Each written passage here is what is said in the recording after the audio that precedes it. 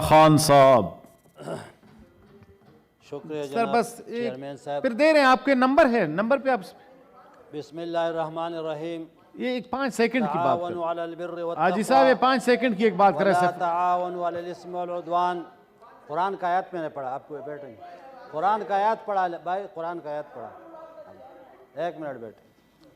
اس میں اللہ تعالیٰ فرماتے ہیں کہ نیک کاموں میں ایک دوسرے کے ساتھ تعاون کرو اور برے اور غلط کاروں میں ایک دوسرے کا ساتھ نہ دو. پہلے تو میں کل کے بات کرتا ہوں. جناب محترم ہمارا سینیٹر سیف اللہ نیازی صاحب کے ساتھ جو رویہ اختیار کیا گیا ہے تو اس کا پرزور مذمت کرتا ہوں. اور چونکہ شریف النفس انسان ہے, یا میں یقین اللہ کو حاضر و ناظر جان کے یہ کہتا ہوں کہ اس آدمی کے شرافت کا میں بتاتا ہوں کہ یہ کتنا صحیح اور اچھا آدمی ہے. یہ الگ بات ہے. پارٹی یہاں میں نے کل بھی کہا تھا صوبے اور پارٹیاں اور یہ الگ بات ہے, لیکن جس آدمی میں ایک خوبی ہوتا ہے جو تو اللہ کا حکم ہے کہ آپ اس کے بارے میں صحیح گواہی دیں. تو اس کے ساتھ جو ہوا ہے اس کے صحیح تحقیقات چیئرمین صاحب کریں, اور یہ جو جس کمیٹی میں آپ بھیجنا چاہتے ہیں اس میں بھیجیں, اور ان لوگوں کو اگر سزا یا انہوں نے زیادتی کی تو ان کو باقاعدہ سزا دی جائے. دوسری بات ساتھیوں نے شروع کی ہے سیلاب کے بارے میں.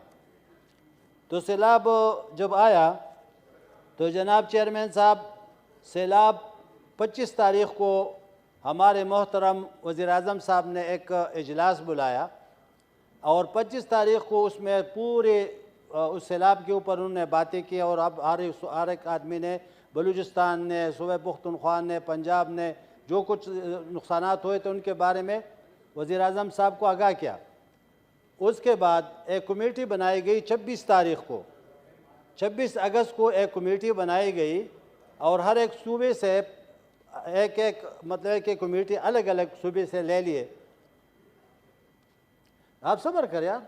جی حاجی صاحب بتائیں یہ اور ایک کمیٹی بنائی ہماری صوبے سے بھی, اس میں مجھے بھی ایک کارکن کی حیثیت سے لیا کہ آپ بھی کمیٹی میں بیٹھ کے اس کا صوبے کا خیال رکھیں گے. تو ہم نے ٹھیک ہے, نوٹیفیکیشن جاری ہوا, ہم فوراً چلے گئے. میں کہہ دیا کہ تم جاؤ لوگوں کے معلومات کرو, وہاں پہ جتنے بھی تخمینہ لگاؤ, ہمیں اس کے وہ بھیج دے, رپورٹ بھیج دے. تو ہم تو اس چکر میں چلے گئے, وہاں پہ بیٹھے رہے. صبح بھی ہمارا باقاعدہ حاضری لیتے رہے یہاں سے سیم ہاؤس سے, ان کے آفس سے ہمیں بتاتے تھے اب بھائی کدھر ہو, میں کہتے میں چارسدہ میں ہو. پھر کو پوچھتے تھے کدھر ہو, میں کہتے ابھی نوشہرہ پہنچ گیا. پھر پوچھتے تھے میں کہ سوات پہنچ گیا. ایک ڈی اے خان میں نہیں گیا کیونکہ وہاں مولانا صاحب کا ذمہ داری ہے. لیکن چیئرمین صاحب مجھے تھوڑا سا ٹائم آپ کو دینا, اس طرح مجھے مت دیکھو. تو 10 منٹ نہیں ہوئے, ابھی 3 منٹ ہوئے. تو اس طرح ہے کہ اس کے بعد میں آپ کو ایک بات بتاتا ہوں. تو میں نے آخرکار تک بالکل میں مایوسی مجھے ہوئی, جس طرح میرے ساتھیوں نے کہہ دیا کہ ہمیں روزانہ تو مجھ سے پوچھتے ہیں, 15 دن تک تو میں اسی چکر میں پڑا رہا کہ ہمیں کچھ اوپر سے منسلوہ نازل ہوگا, کہ ہمیں کچھ دے گا, کہ ہم تقسیم کریں گے. لوگ مجھ سے پوچھتے ہیں کہ بھائی تم کمیٹی کا تم نے اعلان کیا تھا, میں ممبر ہوں, میں آپ کے مفادات کا تحفظ کروں گا, کدھر ہے تمہارا کمیٹی.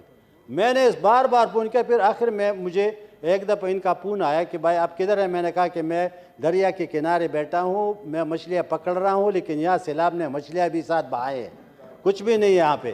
تو اس کے بعد میں نے ان کو کہا کہ آئندہ کے لیے مجھے فون بھی نہ کرے, اگر آپ نے فون کیا تو اچھا نہیں ہوگا. کیوں مجھے بار بار آپ فون کرے, کیا تم لوگ کیا دیتے ہو.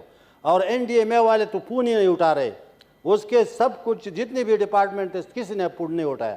پھر میں نے یہاں پہ ہمارے ڈپٹی اسپیکر صاحب ہے دورانی صاحب کو میں نے کہہ دیا کہ بھائی ہمیں کس کمیٹی میں ہم بیٹھے ہیں. تو اس نے پھر ایک کمیٹی بلائی یہاں پہ ہمارے صوبے کا. اس دن ہمارا وزیر اعظم صاحب گئے تھے, ڈی آئی خان خود بھی نہیں تھے اس میں, اس کا نہ کوئی نمائندہ تھا, نہ کوئی ہمارے اس کا جو ہم نے کمنٹس وہاں پہ ہمارے لکھے گئے تھے اس کا بھی کوئی رزلٹ نہیں آیا. تو اوپر سے میں آپ کو ایک بات بتاتا ہوں کہ جن لوگوں کا حق تھا ان کو حق نہیں ملا. میں اس بات کی گواہی دیتا ہوں.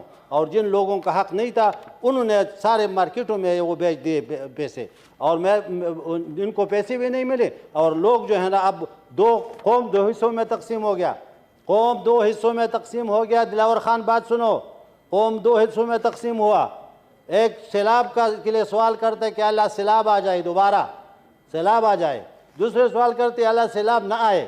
جن لوگوں نے پرائے حق کھایا ہے وہ سیلاب کا سوال کرتے ہیں کہ ان کا اوپر سیلاب آ جائے، وہ پیسے ہم کھائیں، اور جن لوگوں کو نہیں ملے اپنے حق پہ، ابھی وہ بیچارے ابھی بے گھر بیٹھے ہیں، کسی کوئی پوچھنے والے، میں صاف بات کرتا ہوں جو میرے سامنے یہ ہوئے، اور ان لوگوں کو کوئی پیکج ابھی تک نہیں ملا۔ تو میں یہ کہتا ہوں کہ جناب چیئرمین صاحب، اوپر نے تو اللہ نے اس کے اوپر عذاب نازل کیا، اوپر نے اللہ نے عذاب نازل کیا، نیچے سے لوگوں نے ان کا حق کھا لیا، تو وہ کدھر جائے؟ اور دوسرا یہ ہے کہ مرکزی حکومت کے ساتھ ساتھ میں صوبائی حکومت سے گلہ کروں گا، کیونکہ وہاں پہ صوبائی حکومت نے بھی کوئی کارنامہ ایسا نہیں انجام دیا کہ اس کو ہم یاد رکھیں۔ البتہ میں جہاں تک مہنگائی کا تعلق ہے تو ہم کچھ نہیں کہہ سکتے، کیونکہ ایک یوٹیلیٹی سٹور جو ہمارے مرکز کے ساتھ ہے، میں نے 6 دفعہ درخواست دی ہے اپنے منسٹر کو، منسٹر نے بھیجا ایم ڈی کو، ایم ڈی نے بھیجا آگے، ابھی تک اس کے اوپر کسی کو ایک تیلا آٹے کا نہیں ملا۔ 8 دفعہ میں نے درخواست لکھا ہے، 6 پہلے اور 2 ابھی دوبارہ، اور مجھے بار بار کہتے ہیں کہ جدھر بھی آپ چاہیں گے آٹا ملے گا آپ کو۔ تو جناب چیئرمین صاحب، یہ ہمارے ساتھ یہ سلوک کیوں ہو رہا ہے؟ دوسرا یہ کہ ہمیں صوبے میں، اگر ہماری صوبے میں آٹا 2300 روپے ہے اور یہاں پنجاب میں 1100 روپے ہے، تو ہم گلہ نہیں کریں گے؟ کیوں نہیں کریں گے؟ اور ہمارے ساتھ غریب لوگوں کے ساتھ ظلم ہو رہا ہے۔ دوسری بات یہ ہے کہ جناب چیئرمین صاحب، آٹا تو چھوڑ دو، وہ تو الگ ایک مسئلہ ہے، تو ہمارا یہ چلتا رہے گا، چینی، گھی، دال، چاولوں، ٹماٹر، پیاز وہ بھی چھوڑ دو، لیکن وہاں پہ ہمارے ہاں سب سے بڑا مسئلہ آج کل دہشت گردی کا ہے، آج کل بتخوری کا ہے، کہ دہشت گردی ایک طرف کرے، بتخوری دوسرے طرف کرے۔ میں آتا ہوں تو اس میں جناب چیئرمین صاحب، لوگ کاروباری لوگ، دلاور خان صاحب، اس کے برابر جتنے بھی ہمارے فیصل صاحب وغیرہ، جو سب وہ نقل مکانی کر کے صوبے اسلام آباد میں آ گئے یا لاہور کاروبار کے لیے چلے گئے۔ وہاں پہ کوئی کاروباری بندہ ابھی نہیں ہے۔ وہاں پہ ایک ہی مسئلہ تھا، ایئرپورٹ لوگ آنے جانے کے لیے ایئرپورٹ جو ہے نا استعمال کرتے تھے پشاور کے، تو اس کا بھی میں آپ کو بتا دوں کہ جناب چیئرمین صاحب، آج بادشاہ خان ایئرپورٹ پشاور پہ 6 جگہ جو ہے نا پاٹک لگے ہوئے ہیں، اور اس کو کیا ہے کہ جو چیک پوسٹ سے گزرتا ہے، ایسا سمجھو کہ وہ پولیس ویرات سے گزرتا ہے، پاسپورٹ چیک کرتا، پلانی چیک دکھاؤ، شناختی کارڈ دکھاؤ۔ تو میں یہ بات بتانا چاہتا ہوں کہ یا تو ان کو بتا دو کہ ایک ہی جگہ تم تلاشی لے لو، تو وہ بیچارے کیا کرتے ہیں، وہاں سے سیدھا اسلام آباد آتے ہیں، نہ کوئی رستے میں چیک پوسٹ ہے، نہ کوئی چیز ہے، سیدھا ایئرپورٹ کے اندر بھی چیک پوسٹ نہیں ہے، سیدھا جاتے ہیں، تو وہ کیا کرتے ہیں، پشاور ایئرپورٹ میں کون سے سواری جائے گا؟ تو میں یہ کہتا ہوں کہ صوبے کے ساتھ بہت زیادتی ہے۔ میں ابھی آتا ہوں اپنے ایسٹ پہ، جو تمباکو ہے خصوصی طور پہ ہمارے صوبے کا جو پیداوار ہے، آج کل ایک ہی چیز ہمارے پاس یہی رہ گیا، تو جس میں لوگوں کو کچھ مطلب کہ روزگار مل سکتا تھا۔ چلو کارخانہ دار چھوڑ دو، وہ تو ایک کارخانہ یہاں سے اٹھائے گا کشمیر میں لگائے گا، وہ تو یہاں سے اٹھائے گا پنجاب میں لگائے گا، لیکن وہاں کے غریب لوگوں کے ساتھ کیوں یہ زیادتی ہو رہی ہے؟ جن کے زمینیں ہیں ان کے ساتھ کیوں زیادتی ہو رہی ہے؟ جو مزدور ہے اس میں، جو کاشتکار ہے، جو دہقان ہے، وہ خرچہ کرتے ہیں، اس کا خرچہ پورا نہیں ہوتا۔ کیوں؟ یہ اس لیے کہ ہمارے ساتھ یہ زیادتی ہوئی۔ ہمارے سابق وزیر خزانہ صاحب نے بہت بڑی اچھی باتیں کی ہیں، یہ بیٹھے ہیں، لیکن سب اس کے نوٹس میں کہ ہمارے ساتھ یہ ظلم اور زیادتی ہو رہی ہے ہمارے صوبے کے ساتھ، اور ہم نے ہر وقت ہمارے پاکستان کے دفاع کے لیے قربانیاں دی ہیں۔ اور یہ نہیں کہ صرف ہم نے مغربی سرحد پہ دی ہے، ہم نے مشرق سرحد پہ بھی الحمدللہ ہم نے قربانیاں دی ہے، اور کشمیر سے لے کر پورا سرحد دیکھو، وہاں پہ ہمارے ابھی شہداء پڑے ہیں، ہمارے خون پڑے ہیں۔ ہم نے کبھی یہ نہیں کیا کہ یہ صوبہ ہمارا نہیں ہے۔ تو ہم یہ پوچھنا چاہتے ہیں اس معزز ایوان کے اندر، کیا ہم کسی کے غلام ہیں؟ کیا یہ صوبہ ہمیں کسی نے دہیج میں دیا ہے؟ یہ صوبہ جو ہے نا، یہ ہمارا اپنا، یہ ملک کے اندر نہیں ہے۔ ये कोई हम अफगानिस्तान से उठा के लाए थे ये सूबा इस मुल्क का हिस्सा है। इस मुल्क के से हमारे अकाबरीन ने अंग्रेज़ों को इसलिए निकाला था कि हमें अपना हक मिलेगा। इस सूबे को ये हमारा नहीं था कि हम सफ़ेद कलर के उसको निकाले, गोरे को निकाले और काले के उसको आके यहाँ बिठाए। ये सूबा हमने इसलिए आज़ाद किया, मुल्क आज़ाद किया था कि इसमें हर एक सूबे को अपना हक मिलेगा। हम ये नहीं कि हम पंजाब के ख़िलाफ़ है, हम ये नहीं कि हम सिंध के ख़िलाफ़ है, हम ये नहीं कि हम बलूचिस्तान के ख़िलाफ़ है।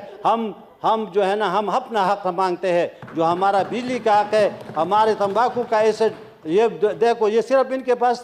अभी मैं ये हैरान हो कि अभी सूबे में सिर्फ, मैं आपको एक बात जी साहब बस मेहरबानी सर, 10 मिनट हो गए। हाजी साहब थैंक यू सर। एक आदमी गया था एक दुकानदार के पास, वो दुकानदार से गलती हो गई तो वो कहते कि यार बस ठीक है, ये मैंने गलती हो गई, मैंने गलत चीज़ लिखा हुआ है और तुम किसी को नहीं बताना कि ये ख़यानत करता है, ये करता है, तुम जो है ना ये सौदा ले लो, चले जाओ, पैसे भी ना दो। तो वो हर एक जुमे के दिन पे आता था उसके पास। वो कहता कि भाई मेरे अलावा कोई आप गलती नहीं, किसी ने नहीं की किताब उसके पास जाते ही नहीं है, मेरे पास हर जुमे को आते हैं, गलती मैंने की है। तो ये मैं ये कहता हूँ कि सिर्फ तंबाकू आप लोगों ने देखा है कि इसके पीछे सब पाकिस्तान पड़ा हुआ है। चोरी सिर्फ यही होता है कि आप स्मगलिंग अगर वहाँ से होता है तो लोग मजबूरन स्मगलिंग करते हैं। अगर पेट्रोल ईरान से आता है तो वो मतलब मजबूरन लोग करते हैं, क्योंकि यहाँ पे आप लोगों ने 250 तक रेट पहुँचा दिया। क्यों कौन लेता है? गाड़ियाँ लोगों ने खड़ी के, गम खादी छोड़ दी लोगों ने। मरीज़ का मसला ये, दवाइयों का हाल ये है। तो खुदा के लिए इसके ऊपर अभी हमारा वज़ीर ख़जाना साहब आ गया नया, कल इंशाल्लाह हल उठाएगा। तो ये आखिरी उम्मीद की किरण है। अगर इससे भी मामला नहीं सुलझा, ये इससे मामला ठीक नहीं हुआ तो फिर इस मुल्क का खुदा हाफिज़ है। मैं आखिर में फिर ये कहता हूँ और चेयरमैन साहब बड़े अदब के साथ कि इस सूबे के ऊपर आप भी बलूचिस्तान से ताल्लुक़ है, हमारे जितने हम ये नहीं कहते सब हमारे भाई है सब, लेकिन अपने हैसियत के मुताबिक अपने हिस्सा दिया है। अगर हमारा बिजली का रॉयल्टी है, हमारा बिजली का कर्ज है इसके ऊपर, मरकज़ के ऊपर, तो आप कर्ज को लिखो कि दे दो भाई इसको 445 बिलियन अब भी हमारा कर्ज है। तो ये जो कम ने हमें दे दे ताकि सुबह तरक्की करे। NFC अवार्ड तो ऐसा चला गया, आपने पाटा को दिया नहीं, अभी दोबारा मतलब है किस तरह उसमें पढ़ रहे हैं। तो मैं आखिर में ये कहना चाहता हूँ आखिर होश हाजी साहब मेहरबानी, तेरे कुरान को सीनों से लगाया हमने, तेरे कुरान को सीनों से लगाया हमने, तेरे काबे को जबीनों से बसाया हमने, और पर तेरे नाम पे तलवार उठाया हमने, और बहर ज़ुल्मात में दौड़ा दिए घोड़े हमने, फिर भी हमसे गिला है कि वफादार नहीं। तो हमें इस बात पे मजबूर न करे कि हम कहे कि हम वफादार नहीं, तू भी तो दिलदार नहीं। ऑनरेबल सेनेटर ऑन चौधरी साहब जी 5 सेकंड सुन लें सर।